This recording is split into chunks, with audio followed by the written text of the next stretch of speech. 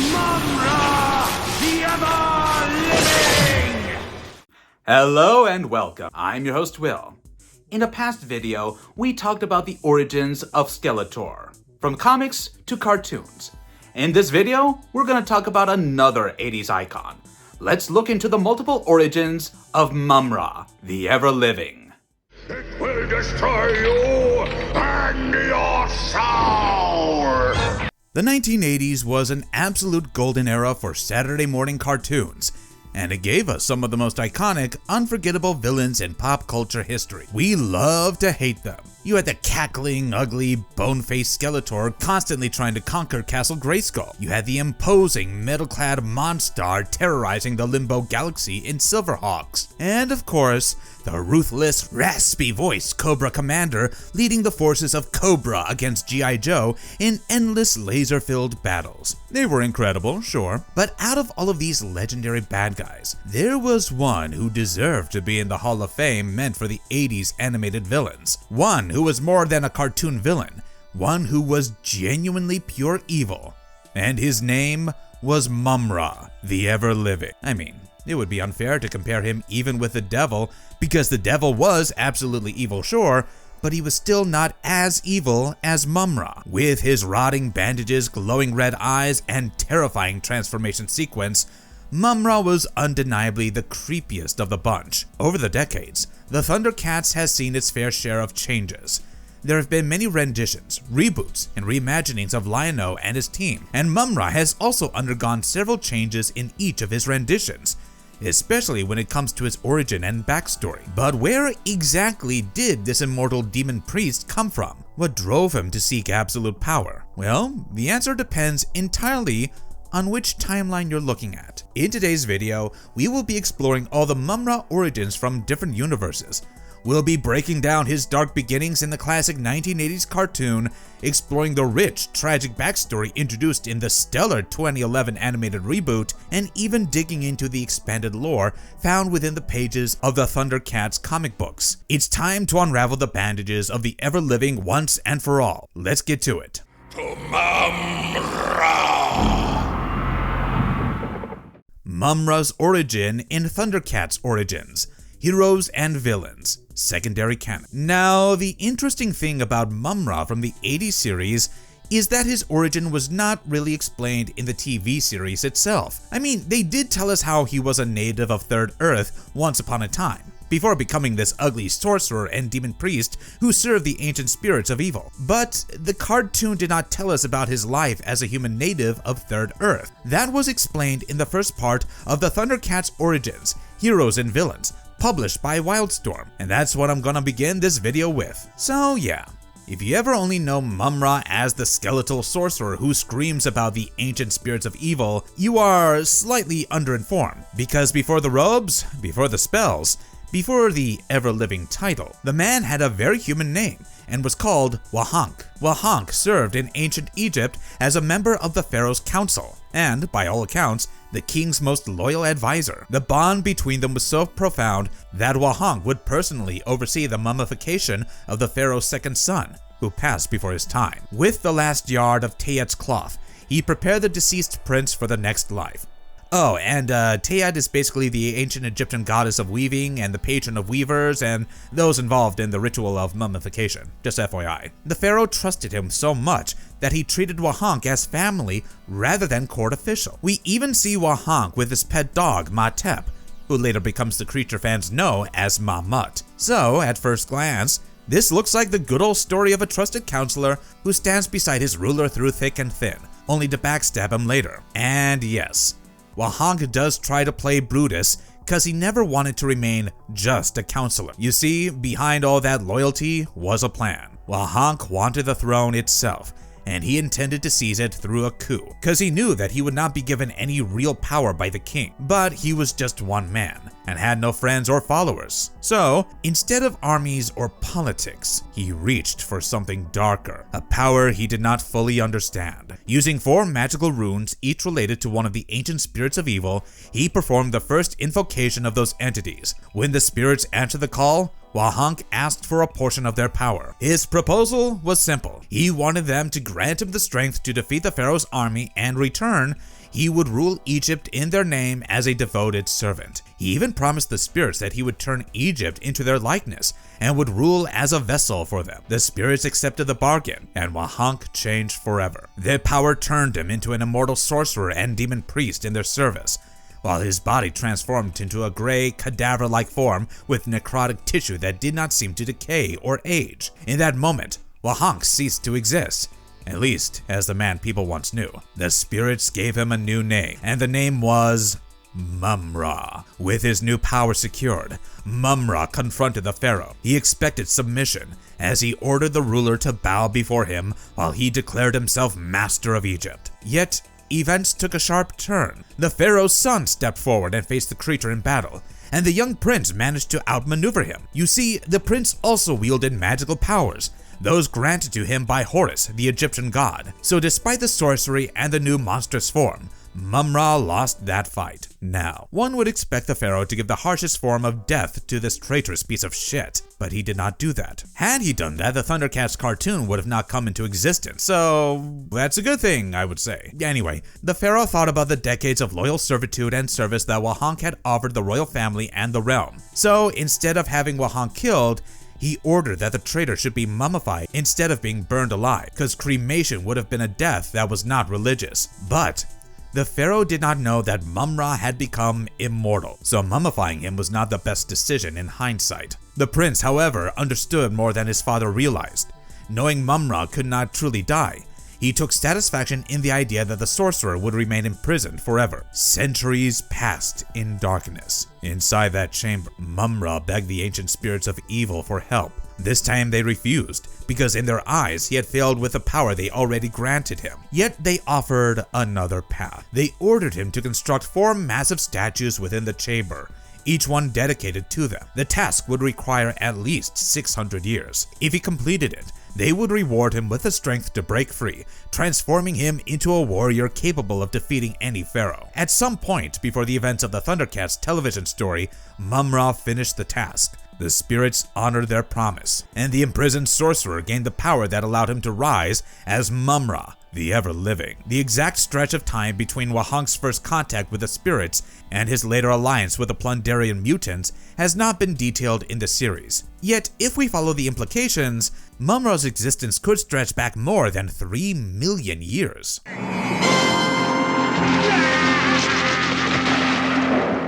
Mumm-Ra's origin in Thundercats, the TV series from 1985 to 1989. Now, let's talk about his origin from the TV series, shall we? The 80s TV series, that is. So, Mumm-Ra is not some regular villain like, say, Safari Joe, who wandered into the Thundercats territory. Mumm-Ra is ancient. He is a sorcerer and demon priest native to that world, and more importantly, as I just explained, he serves as the undead agent of the ancient spirits of evil. These 4 entities are godlike beings with immense power, although there is a catch. Their influence is not spread across the planet. They remained bound to the Black Pyramids located on Third Earth, or New Thundera. And if you remember, this is the same pyramid where Wahonk was dumped as a mummy. Anyway, so because of this limitation, Mumm-Ra becomes their instrument in the physical world, which is why they need him, so that their influence could stretch beyond the pyramid itself. But their relationship works through a bargain, one that's not always favorable to his high horribleness. The spirits grant Mumm-Ra immortality through the powers linked to his sarcophagus, and in return, he offers them eternal service. Most of the time, we see him in his pyramid as a frail corpse-like creature. However, this form never lasts long once he calls upon his masters. He recites the famous incantation, calling on the ancient spirits of evil to transform his decayed body into Mumm-Ra the Ever-Living. After that chant, the shriveled priest becomes a huge and muscular monster ready to challenge the Thundercats for the rest of the episode. In later appearances, the transformation grows even more dramatic as the statues of the ancient spirits step down from their thrones and stretch their arms toward him while their power pours into his body. Now here is where things get even weirder. In a few episodes, the series pushes his power beyond that familiar, ever-living form. Mumm-Ra reaches an even stronger state called Mumm-Ra the All-Powerful. In that version, he absorbs the full might of the ancient spirits themselves, which increases both his size and his strength, and even alters the design on his loincloth along with his voice. The show only uses this form 3 times, more specifically in Thunder Cubs Part 5, Return of the Thunder Cubs, and The Last Day. On another occasion, he takes on a different identity called Mumm-Ra the Dream Master, which allows him to enter dreams and influence the Thundercats while they sleep. Defeating him rarely solves the problem for a long time. Mumm-Ra counts as immortal, so when the Thundercats defeat or destroy him, he eventually returns to a sarcophagus and rises again. He even says it himself, that wherever evil exists, Mumm-Ra lives on. Early in the series, he also suffers from a strange weakness. The sight of his own reflection forces him back into his mummified form and drives him into retreat. Later, after he fails to control the Star of Thundera, the ancient spirits retrieve him and remove that flaw. From that point on, his only real limit comes down to how long he remains away from the sarcophagus that sustains him. Interestingly enough, the episode titled Dimension Doom tells us about one of Mumm-Ra's ancient foes. The story revolves around Wiz-Ra, an Egyptian wizard who once fought directly against the evil of Mumm-Ra the Ever-Living. Their rivalry stretches back a long way, and at one point, the two clash in a fierce battle that leaves Wiz-Ra unconscious near the Great Sphinx. That is when Mumm-Ra pulls one of his more devious tricks.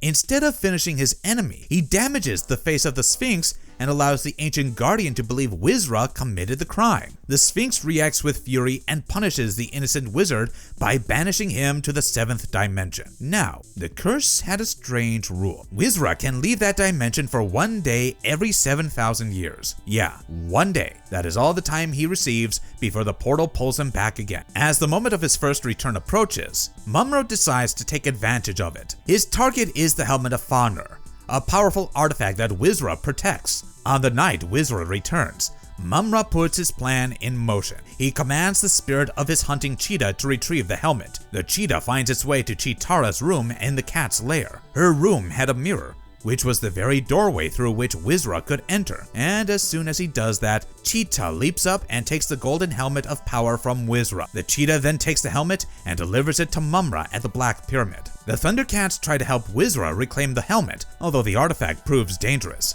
Its power traps them under its influence. Meanwhile, Cheetara, who had gone into a trance, recovers, and with Snarf at her side, she helps Wiz-Ra regain the helmet. Once the wizard holds it again, the Thundercats break free from its control. Now the clock becomes the real enemy. Wiz-Ra's single day on Third Earth almost ends before he can return to the portal. If that happens, the curse will kill him. Thankfully, Cheetara moves fast, escorts him back to the gateway, and Wiz-Ra returns safely to the 7th dimension before the final moments of his return could pass.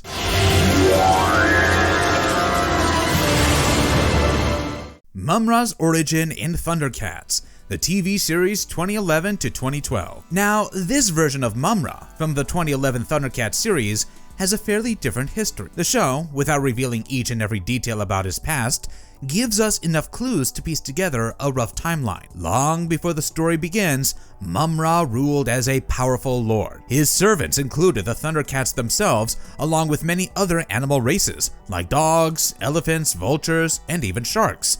And none of them served him by choice. And his whole deal, at least in the earlier part of his life, came down to one thing: control. He wanted to play the long game, where he set up an empire, crushed every species that breathed, and then built his entire identity around a handful of stones that keep him on top. In the episode titled Legacy, we start with the Thundercats in bad shape after another run-in with him, and Lion-O thinks the Book of Omens is a piece of technology, and by poking it, he would be able to learn its secrets, and that it would somehow help him in finding a way to defeat Mumm-Ra. So he messes around with the book, and suddenly, the book wraps him in energy and drags his soul inside, almost as if it had a mind of its own, which it kinda did. Now, this is important if you are to understand Mumm-Ra, because the book is actually a vault of information.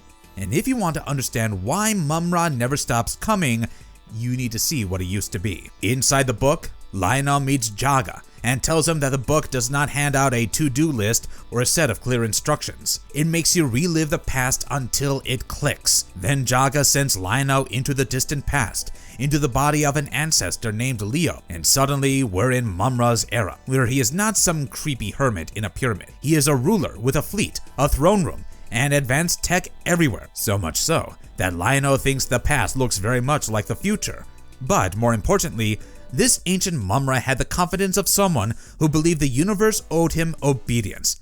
And, if I am being honest, he had the means to demand so. The episode basically tells us that he was a warlord first and a mystic second. Leo stands on a pyramid-shaped ship, and Mumm-Ra walks into the throne room. He wants the War Stone, and believes that getting it would make his gauntlet, which houses the Sword of Plundar, the most powerful weapon in the universe. So you can think of it like the Infinity Gauntlet of Thanos, and the stones themselves very much represent the Infinity Stones. On a screen, there is an image that resembles what Lion-O knows as the Eye of Thundera, but yeah, as I just said, Mumm-Ra calls it a War Stone. Mumm-Ra contacts Captain Tygus and orders him to ready fighter pilots. He tells Tygus to move the moment Leo's forces locate the War Stone. Notice how he runs this like an operation, not a temper tantrum like Mumm-Ra from the original series. This is an organized machine that he operates. So much so that he delegates, he monitors, and he keeps his commanders close. Then the book makes Lion-O walk into the part of the ship that exposes what Mumm-Ra's rule looks like on the ground. There's a massive holding area packed with prisoners from all kinds of species, each locked behind an energy shield and guarded by armored Thundercats. Panthera arrives, and she talks strategy with Leo. She doesn't know this is actually Lion-O in Leo's body, but then a riot breaks out while prisoners get moved, and Panthera isolates the leaders. Rizard, Shen, and others get hauled away, and then Panthera unlocks their shackles in private. That's the first real crack in Mumm-Ra's foundation. Even with all that power, he still depends on people who can turn on him. The rebellion does not form because Mumm-Ra is weak in a fight. It forms because his empire runs on fear, and fear creates enemies. Enemies with patience. Back on the bridge, Mumm-Ra watches the invasion unfold with Leo beside him, and he reveals how the cats inspired hatred among the other animals. He also warns that a rebellion could become Leo's downfall. Now, he might say it like a warning, but he sounds like a man who expects betrayal as part of the job. In other words, he knows what kind of shop he's running. Anyway, Tygus confirms the War Stone has been obtained, and Mumm-Ra immediately orders Leo to retrieve it. Before Leo meets Tygus, Panthera takes him deeper into the ship, where blacksmiths of a cat species present the Sword of Omens and the Gauntlet of Omens. Leo takes the War Stone from Tygus, and Tygus doubts Leo can unite the animals against Mumm-Ra. Then Leo places the War Stone into the Sword of Omens, and the stone becomes the Eye of Thundera in a flash of light. Needless to say, in this moment, Mumm-Ra was not losing a powerful stone. He was instead watching the birth of a rival power, one that would counter him for an eternity and then some. Leo goes back to the bridge and tells Mumm-Ra he has the stone, but Mumm-Ra will not get it.